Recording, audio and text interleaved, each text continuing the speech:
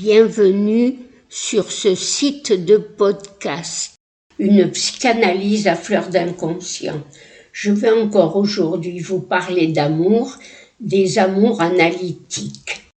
Déjà, dans les études sur l'hystérie, Freud se posait la question de savoir ce que l'analyste pouvait offrir à l'analysant en échange de cet amour de transfert qui s'exprimait dans l'analyse.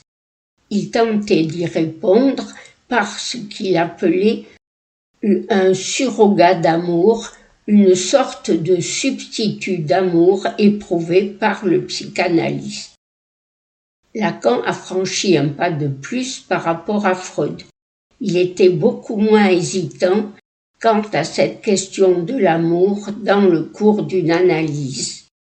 En effet, alors qu'il forge ce nouveau concept, le désir du psychanalyste, il met en lumière dans le séminaire L'Angoisse les travaux d'une psychanalyste anglaise qui, plutôt à contre-courant du monde analytique, n'éprouvait, elle, aucune méfiance à l'égard du contre-transfert, c'est-à-dire des sentiments éprouvés par l'analyste à l'égard de l'analysant.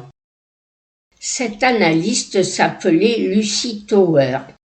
Dans un article paru en 1955, elle affirmait en effet qu'une étude scientifique de l'inconscient du psychanalyste devrait nous permettre d'accroître notre efficacité thérapeutique et nous donner une base scientifique solide avec laquelle évaluer les techniques de traitement.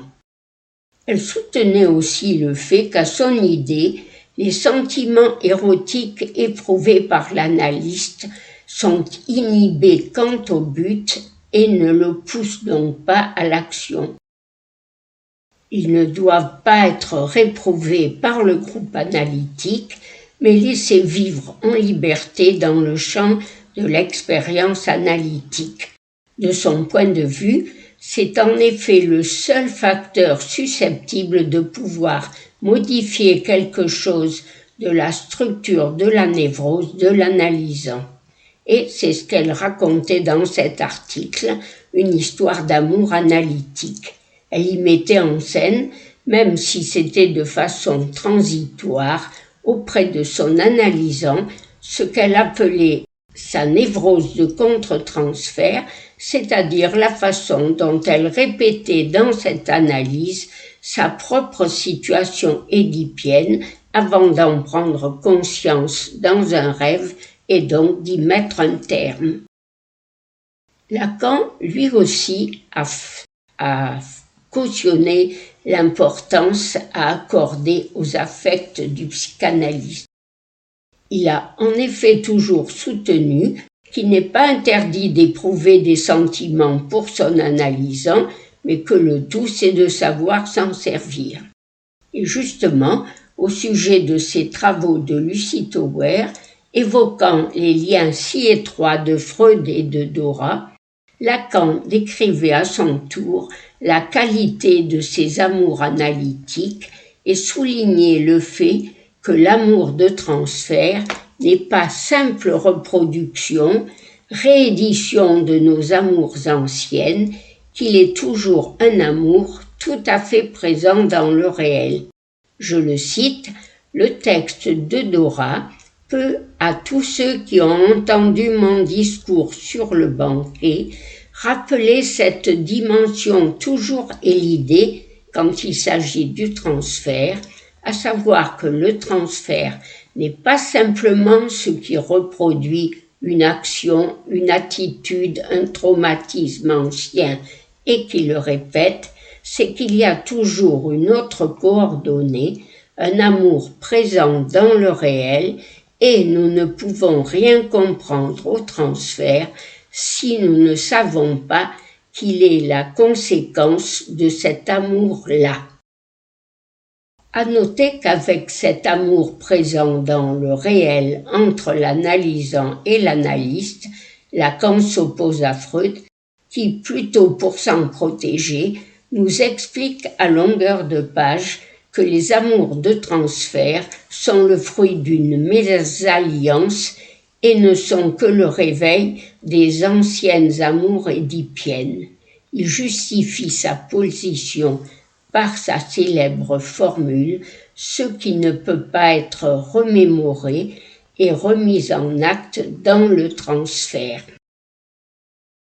Comment pourrions-nous expliciter ce que Lacan dit d'une façon à peine suggérée de cet amour-là toujours présent dans le réel, dans l'analyse? Il me semble que ce serait un amour qui ne se laisserait pas prendre aux séductions et aux enjeux de la mascarade phallique, celle qui régit au niveau de l'imaginaire les rapports entre les sexes, mais qui répondrait au contraire à une des plus belles définitions de l'amour que nous a laissé Lacan dans le séminaire encore, celle de l'amour comme une rencontre entre deux savoirs inconscients. Après tout, l'interprétation de l'analyste n'est-elle pas en effet la mise en acte d'une telle rencontre? Quelle preuve peut-on retrouver de cet amour partagé éprouvé par Freud à l'égard de Dora que Lacan évoquait? Pour ma part, il me semble que le touchant récit de leur dernière séance de psychanalyse, quand Dora était revenue le voir 15 mois après, témoigne de la profondeur de cet amour, de cette rencontre entre deux savoirs inconscients. Quand, par exemple, au moment de se dire au revoir, Freud promet à Dora de lui pardonner de ne pas lui avoir permis de la guérir de ses symptômes. Autre preuve, peut-être peut-on dire que Freud lui a offert en cadeau d'adieu une dernière interprétation rendant possible sa guérison, celle de sa névralgie faciale. Cette névralgie se révélant être la punition qu'elle s'était infligée pour la gifle donnée à Monsieur K au cours de la scène au bord du lac, mais plus encore pour la gifle symbolique qu'elle avait donnée à Freud en le quittant, tout comme elle avait quitté Monsieur K. Mais Lacan, dans l'un des tout premiers textes qu'il a consacrés à Dora, Intervention sur le transfert, indique que pour lui, c'est le texte même de cette première des 5 psychanalyses qui apporte la preuve de cet amour. Son écriture est en quelque sorte une forme de sublimation de cet amour de transfert, la symbolisation pour lui de cette perte, de ce deuil de l'objet d'amour que fut pour lui Dora.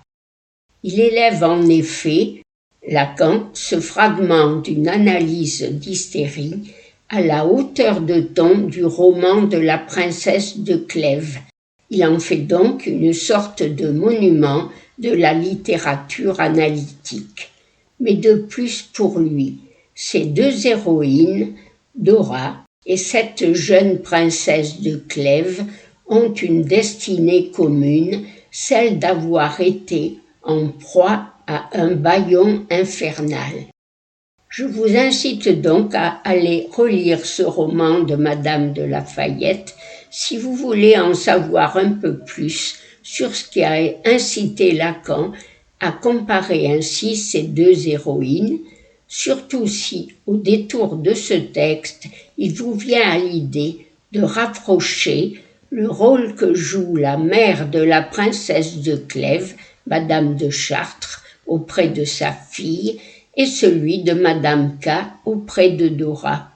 Vous y découvrirez en effet que l'une et l'autre étaient la source cachée de leurs paroles bâillonnées, de cette parole qui attendait d'être délivrée.